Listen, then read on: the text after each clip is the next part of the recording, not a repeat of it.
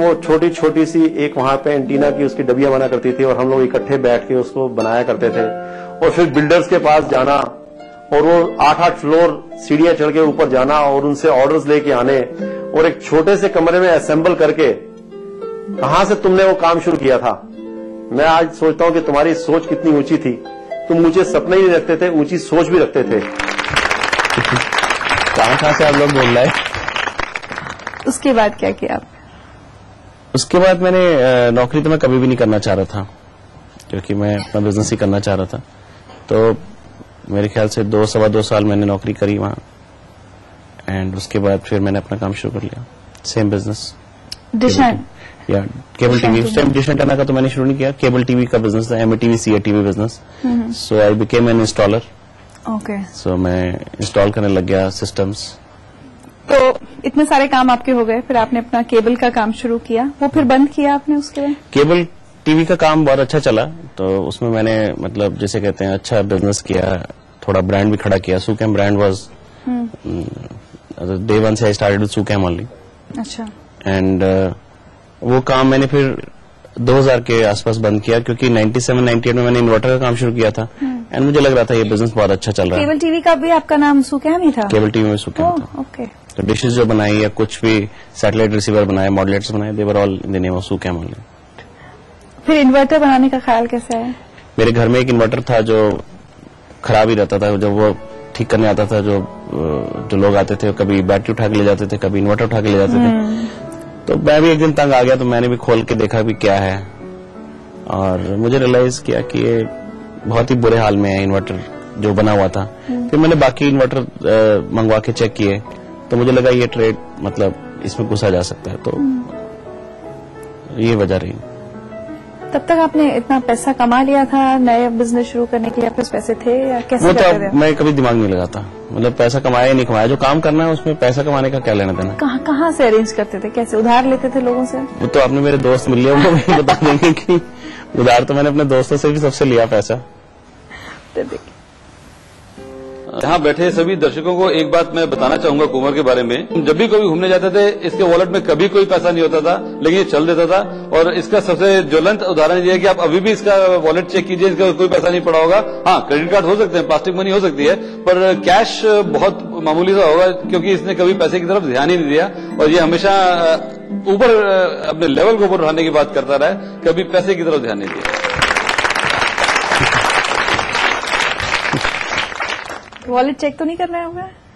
नहीं, वैसे पैसे निकलेंगे नहीं मेरे वॉलेट में, कोई पैसे नहीं। He's quite right, huh? Chances कम है, वैसे हो सकता है कुछ पैसे हो। अगर मैं बाहर से ट्रैवल करके आता हूँ, मेरे साथ डॉलर पड़े होते, तो अभी तो मुश्किल, चांसेस कम है वैसे। ये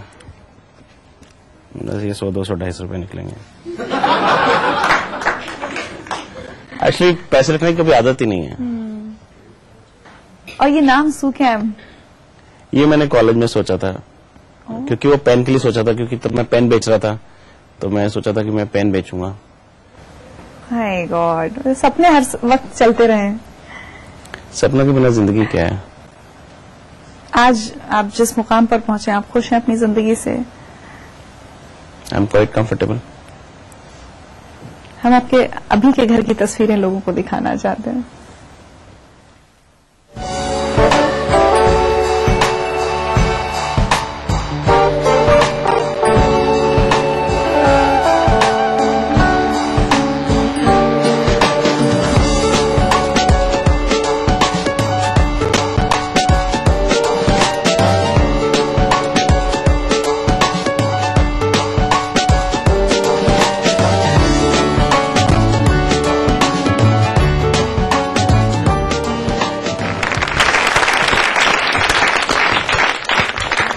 beautiful house. All is luck. अब आप कुछ नए वेंचर्स भी शुरू करने वाले हैं, कुछ अपने बिजनेस एक्सपैंड करने वाले हैं? बिजनेस तो मैं कंटिन्यूसली एक्सपैंड करता रहता हूँ, एंड अभी हमारा सोलर पे बहुत बड़ा फोकस चल रहा है, एंड सोलर पे हम बहुत काम कर रहे हैं। इंटरनेशनल बिजनेस में भी बहुत अच्छा काम कर रहे हैं, lot of expansion is going on, तो दैट्स अ कंटिन्यूअस लाइफ। अब आखिर में अगर मैं आपसे पूछूं कि जहां से आपने जिंदगी का सफर शुरू किया था बचपन से अभी तक, अगर उसको डिफाइन करना हो कुछ शब्दों में, तो कैसे कहेंगे? मुझे लगता है कि जो जिंदगी में लगन है वो बड़ी इंपॉर्टेंट है।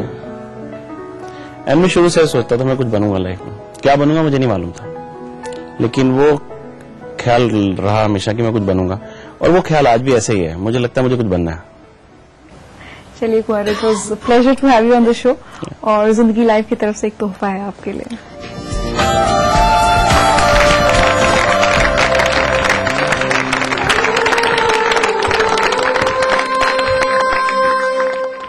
आमतौर पर जब हम किसी बहुत पैसे वाले शख्स को देखते हैं या किसी के आलीशान बंगले और चमचमाती गाड़ी को देखकर आहें भरते हैं तो पहला ख्याल हमारे मन में यही आता है कि वाह क्या किस्मत है। लेकिन शायद कभी हमें ये ख्याल नहीं आता कि आज की इस धन दौलत का अतीत बेहद गरीबी, भूखमरी और मजबूरी से घिरा भी हो सकता है। बहुत से ऐसे लोग होते हैं जो इस अतीत के अंधकार को चीरकर अपनी जिंदगी में रोशनी भरते हैं। 2 रुपए से 200 करोड़ रुपए तक का सफर पूरा करते हैं, सिर्फ और सिर्फ अपनी जिद और लगन के सहारे। वो ठोकर खाते हैं, गिरते भी हैं, कभी रोते भी हैं, लेकिन फिर अगला कदम उठाते हैं, अपनी मंजिल तक पहुंचते हैं और अपनी सोती हुई जिंदगी को बनाते हैं जिंदगी लाइव।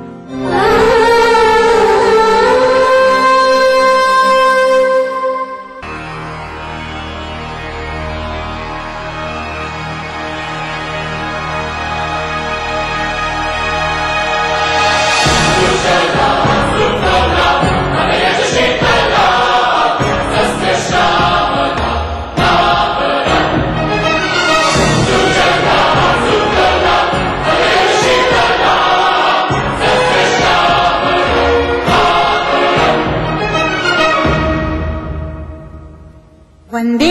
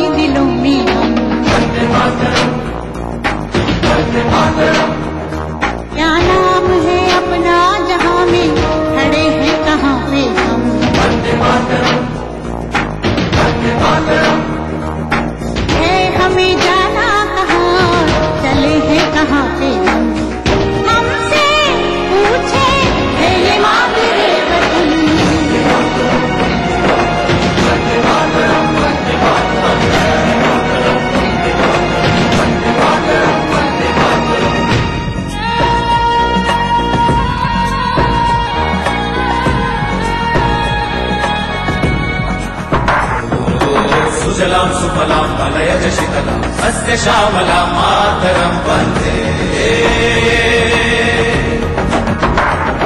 जाना है तारों से आगे अपना रुकेंगे हम।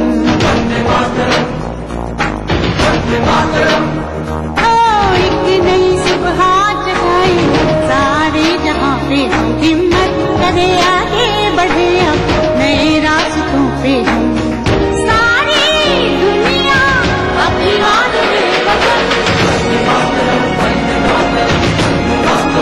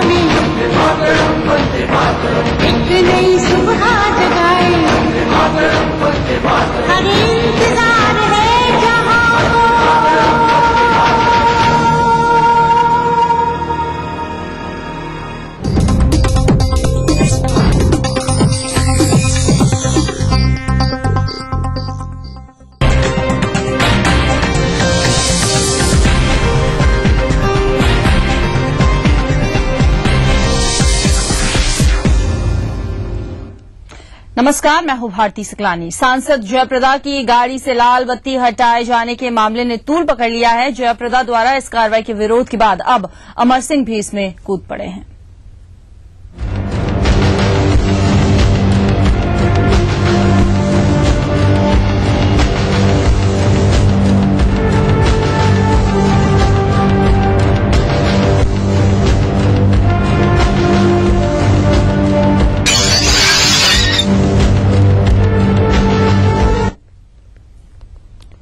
रामपुर के सांसद जयप्रदा की गाड़ी से लाल बत्ती उतरवाने के मामले ने अमर सिंह को सपा पर एक और हमला करने का मौका सदे दिया है। अमर सिंह ने भी इस मौके को भुनाने में कोई कसर न छोड़ते हुए आज सपा सरकार पर जमकर हमला बोला। उन्होंने अखिलेश सरकार को चुनौती दी है कि अगर जयप्रदा गलत है तो उन्हें सजा मिले, लेकिन इसके साथ ही ARTO के खिलाफ 3 दिन में कड़ी कार्रवाई की जाए। उन्होंने इस पूरी घटना के लिए सपा नेता आजम खां को दोषी ठहराया है और आरोप लगाया है कि उनके इशारे पर यह सारा कुछ किया गया है।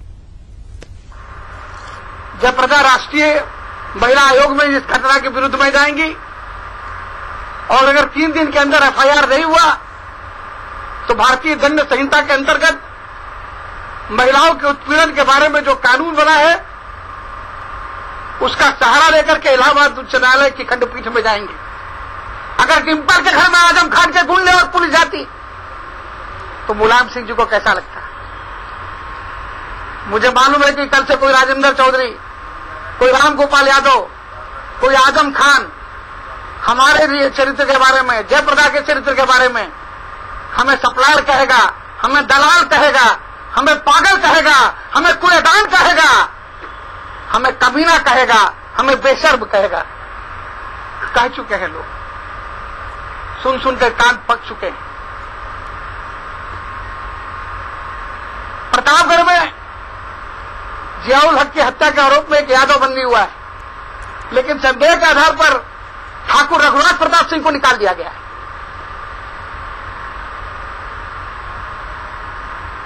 मैं समर्थन में नहीं बोल रहा हूं, इसको गलत इंटरप्रेट मत कर दिएगा। संदेह के आधार पर निकाल दिया गया है, मैं स्वागत करता हूं, निकाल दिया गया है। लेकिन महिलाओं के बारे में राजाराम पांडे ने धनलक्ष्मी को देखकर उसके शारीरिक सौष्ठव की सार्वजनिक चर्चा की और पिछले दिनों हेमा मालिनी और माधुरी दीक्षित के गाल की चिकनाहट, उनके वाणी से उसका प्रस्फुटन हुआ। हेमा मालिनी और माधुरी दीक्षित के गाल की चिकनाहट की अस्मिता की रक्षा करने के लिए मुख्यमंत्री अखिलेश यादव ने राजाराम पांडे को बर्खास्त कर दिया।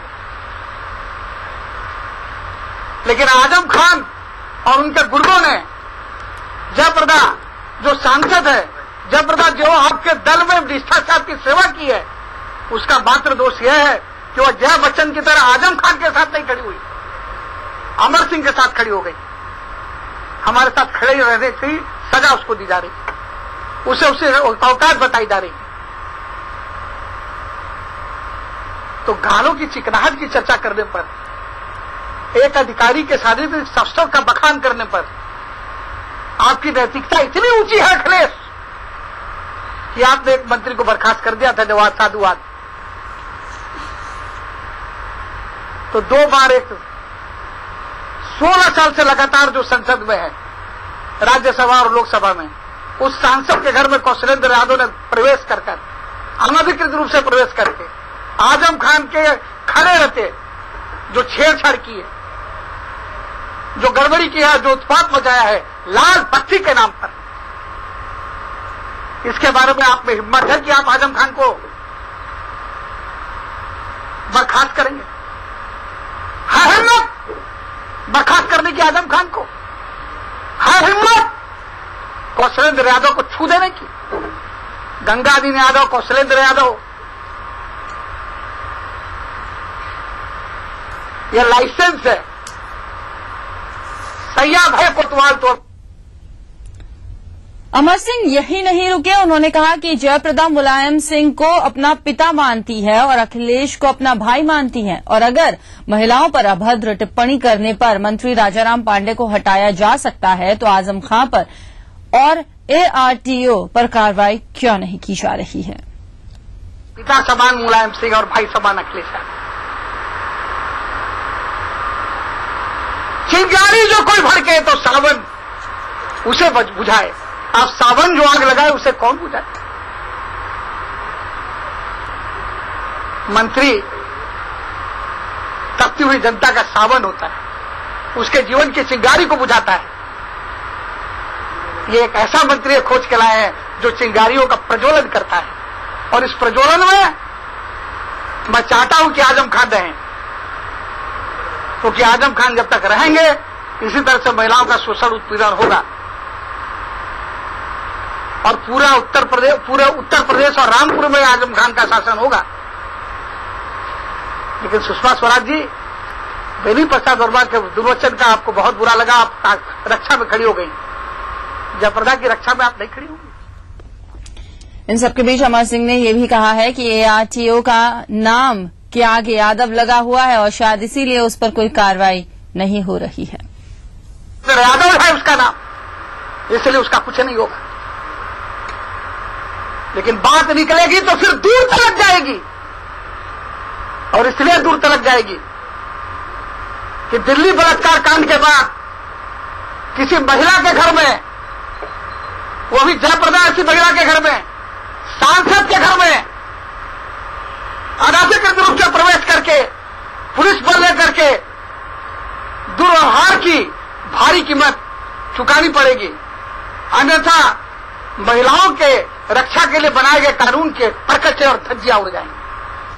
वहीं अमर सिंह ने चेतावनी देते हुए मुख्य सचिव से ARTO के खिलाफ कार्रवाई करने की मांग की है और कहा है कि अगर ऐसा नहीं होता है तो जयप्रदा राष्ट्रीय महिला आयोग और संसद में विशेषाधिकार के हनन पर आजम खां और कौशलेंद्र यादव के खिलाफ मामला दर्ज कराएंगी। जावेद उस्मानी साहब ने इस कौशलेंद्र यादव के खिलाफ तत्काल कार्रवाई नहीं की तो दंड प्रावधान बड़े कड़े हैं, घूरने पर आंख निकाल लेगी, ऐसा कानून बना है। अगर पीछे चल जाओगे कोई लड़का लड़की के पीछे, साबित हो जाएगा तो कानून बना है। वहां तो सबूत है, प्रेस थी, पुलिस का धावा मचा है, उत्पात मचा है, ठोस सबूत है, आजम खान की गाड़ी गई है।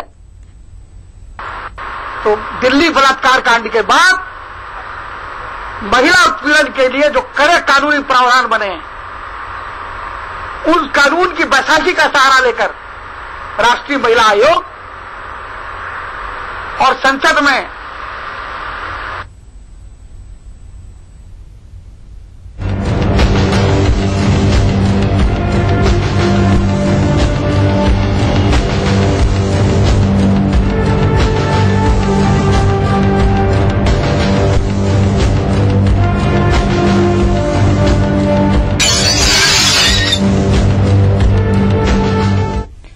बात करते हैं हामिद अंसारी के दौरे की। उपराष्ट्रपति हामिद अंसारी 3 दिवसीय दौरे पर आज तजाकिस्तान पहुंच गए हैं। नई दिल्ली से करीब 1 घंटे 54 मिनट की उड़ान के बाद उपराष्ट्रपति तजाकिस्तान के दुशानबे पहुंचे। विशेष विमान में उपराष्ट्रपति की प्रेस कॉन्फ्रेंस में ईटीवी उर्दू और हिंदी चैनल हेड जगदीश चंद्र ने पहला सवाल पूछा। चैनल हेड ने पूछा कि 2014 में जब अफगानिस्तान से अमेरिकी सेनाएं लौटेंगी तब भारत के लिए तजाकिस्तान बेहद अहम होगा, क्या आपकी यात्रा का एजेंडा यही है? तो उपराष्ट्रपति ने इसका जवाब दिया कि 2014 में इस इलाके पर हमारी निगाहें रहेंगी, लेकिन मेरी ये यात्रा एक शिष्टाचार यात्रा है। आपको ये भी बताएं कि 17 अप्रैल तक के इस दौरे में उपराष्ट्रपति हामिद अंसारी का तजाकिस्तान के राष्ट्रपति, प्रधानमंत्री, रक्षा मंत्री, आर्थिक विकास मंत्री आदि से मुलाकात का कार्यक्रम है। भारत और तजाकिस्तान के बीच भौगोलिक नजदीकी भी है और ये देश पाक अधिकृत कश्मीर से मात्र 16 किलोमीटर की दूरी पर है। तजाकिस्तान के साथ भारत के ऐतिहासिक संबंध रहे हैं और दोनों देश भाषा समेत सांस्कृतिक तौर पर एक दूसरे से काफी जुड़े हुए हैं। हाल के दिनों में दोनों देशों के बीच संबंधों में भी प्रांगणता आई है। पूर्व प्रधानमंत्री अटल बिहारी वाजपेयी और पूर्व राष्ट्रपति प्रतिभा पाटिल भी वहां का दौरा कर चुके हैं, जबकि तजाकिस्तान के राष्ट्रपति 5 बार भारत का दौरा कर चुके हैं। दोनों देशों के बीच हाल के दिनों में कपड़ा, संस्कृति, स्वास्थ्य, श्रम और रक्षा क्षेत्रों में संबंध विकसित हुए हैं। इस दौरे में उनके साथ केंद्रीय कृषि राज्य मंत्री तारिक अनवर, सांसद MS गिल, चंदन मित्रा भी थे। इसी के साथ ही बुलेटिन में इतना ही। नमस्कार।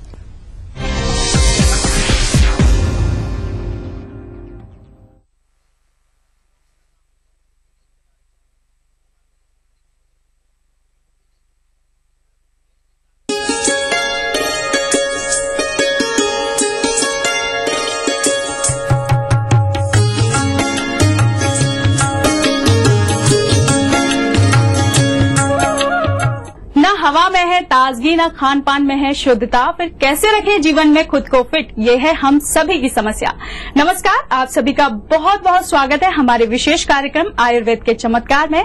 मैं हूं बबीता अस्थाना और हमारे साथ स्टूडियो में उपस्थित हैं विश्व प्रसिद्ध सन्यासी, आयुर्वेदा के प्रमुख वक्ता स्वामी ध्यान नीरव जी। तो चलिए स्वागत करते हैं स्वामी जी का। स्वामी जी नमस्कार। जी बहुत बहुत शुक्रिया। आपका बहुत बहुत स्वागत है हमारे स्टूडियो में। जी मेरा सौभाग्य है। बिल्कुल स्वामी जी, अगर हम बात करें सेहत की, जैसा कि हमारा कार्यक्रम है, सेहत ठीक होना यानी स्वस्थ होना बहुत जरूरी होता है। लेकिन सभी का सोचना और कई लोगों की ये शिकायत होती है कि हम बहुत कुछ खाते हैं, हमारा खान पान ठीक है, लेकिन फिर भी हम स्वस्थ नहीं रहते। उसके पीछे वजह क्या है?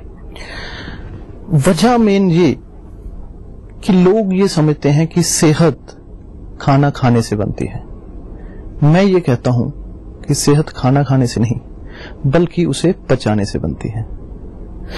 लोग ये सोचते हैं कि हम अच्छे से अच्छा खाना खाएंगे, ड्राई फ्रूट खाएंगे, बढ़िया बढ़िया मीट, मुर्गे, मच्छी, मांस, मदिरा, ऐसी चीजों का सेवन करेंगे, जरूरत से ज्यादा खाएंगे या खाना ज्यादा खाने से सेहत बनती है।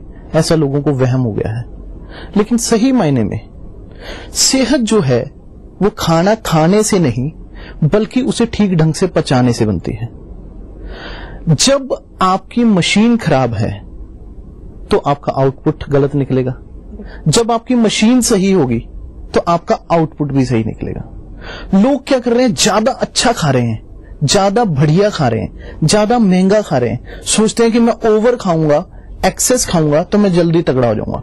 लेकिन जब आपका पाचन तंत्र सही नहीं है तो आप कभी भी सही नहीं रह पाएंगे।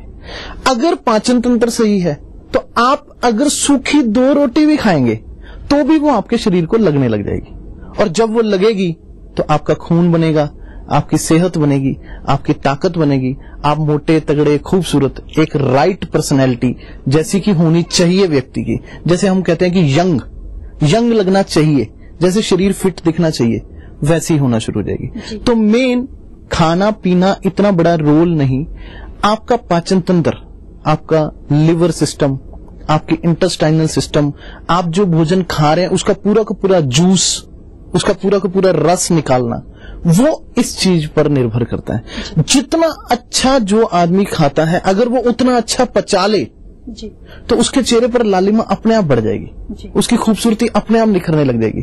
फिर उससे कोई भी बाजारू दवाइयां लेने की, बाजारू चीजें लेने की, कोई इंजेक्शन लगवाने की या स्टीरॉयड लगाने की जरूरत नहीं पड़ेगी, क्योंकि हम सब खा तो अच्छा ही रहे हैं लेकिन उसको पचा नहीं पा रहे क्योंकि हमारी मशीन खराब है। जी बिल्कुल। आपने कभी जूस निकालने वाली मशीन को ध्यान से देखा है? बिल्कुल। जूस निकालने वाली मशीन को आप देखें कि ऊपर से जूस वाला उसमें मौसमी, संतरा या अनानास ऐसी चीजें डालता है और इधर से घुमाना शुरू करता है। उसके साइड में एक नट होता है जिसको वो कभी टाइट करता है, कभी ढीला करता है। आपने कभी गौर किया हो, अगर उस नट को टाइट करे तो जूस ज्यादा निकलता है और गूदा कम निकलता है। अगर नट को ढीला कर दे तो जूस कम निकलता है और गूदा ज्यादा निकलने लग जाता है। ठीक इसी तरीके को मैं कोरिलेट करूंगा मानव के शरीर के साथ।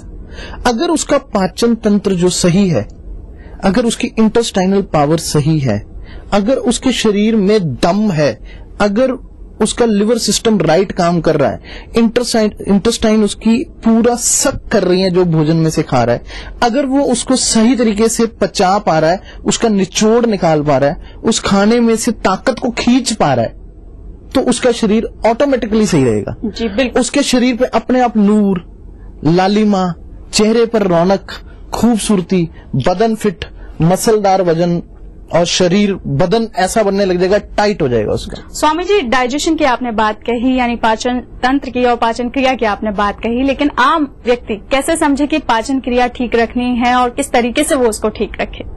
सबसे पहले इसकी पहचान ये है कि अगर आप खा तो सही रहे हो और आपके चेहरे पे रौनक नजर नहीं आ रही, आप जवान तो हो लेकिन जवान दिखते नहीं हो, आपके गाल पिचके हुए हैं, आपकी बॉडी लीन एंड थिन है, आप वीकनेस फील करते हैं, काम करने को दिल नहीं करता, सुस्ती सी रहती है, यारों दोस्तों विवाह शादी में जाते वक्त आदमी को ऐसा लगता कि मैं प्रेजेंटेबल नहीं हूं, शर्ट तो पहनता लेकिन जचती नहीं है, पैंट पहनता हूं लेकिन कमर ढीली है, या सीखची से पतले पतले से ऐसे लगता है कि जैसे जवान हुआ ही नहीं आदमी, जैसे कि बचपन से सीधा बुढ़ापे में कदम रख लिया हो।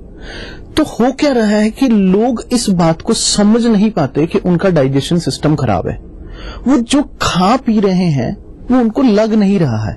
अगर खाया पिया लगने लग जाए, हाजमा उनका दुरुस्त हो, जो भी खाएं वो पूरा का पूरा 100% पचे, लोग ये नहीं समझ पा रहे कि उनको खाया पिया लग क्यों नहीं रहा, क्योंकि वो खा अच्छा रहे हैं, मशीन खराब है।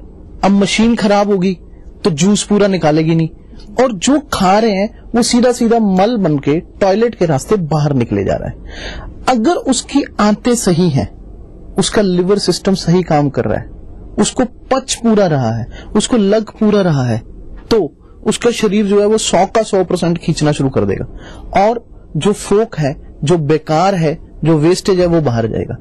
अब हम खाना तो खा रहे हैं लेकिन आधा जूस निकाल पा रहे हैं, आधा वेस्ट जाया जा रहा है। वो जो खा रहे हैं वो शरीर पर लगेगा नहीं तो नूर नहीं बनेगा, चेहरे पर लाली नहीं आएगी, रौनक नहीं बढ़ेगी, और सेहत पूरी निखर नहीं पाएगी। अगर कोई शख्स इस बात को समझ जाए तो उसको आगे उसका इलाज करें। सबसे पहले लोगों को ये पता नहीं होता कि रूट कॉज क्या है। अगर किसी समस्या की जड़ आपको पता लग जाए कि जड़ ये है, इसको ठीक करें, तो ये समझ लो कि आधा इलाज हो गया। बिल्कुल सही कहा। अगर कहते हैं कि आपने सुना होगा कि अगर डायग्नोज राइट हो गया तो प्रॉब्लम आधी खत्म हो गई। डायग्नोज ही राइट नहीं है, लोगों को पता ही नहीं कि उनका पाचन तंत्र खराब है। वो कह रहे हैं यार मैं अच्छा खा रहा हूं, मुझे लगता नहीं है, मैं तो बहुत अच्छी अच्छी चीजें खा रहा हूं। कई लोगों से तो आपने ये सुना होगा कि मीट खाओ, मछली खाओ, मुर्गा खाओ, या शरीर का जो पार्ट, जो अंग खराब है या जो अंग आप बढ़ाना चाहते हो वो बकरे का या मुर्गे का वो अंग खाओ। अगर आपका खुद का अंग खराब है तो बकरे का अंग खाने से क्या होगा?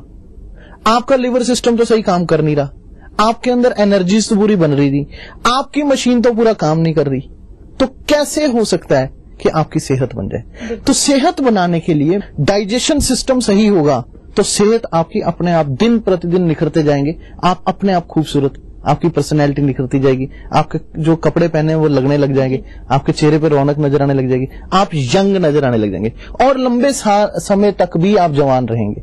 क्यों? क्योंकि आप 15 साल की उम्र से सीधा ऐसा लगता है जैसे बुढ़ापे की तरफ ही अग्रसर हो गया।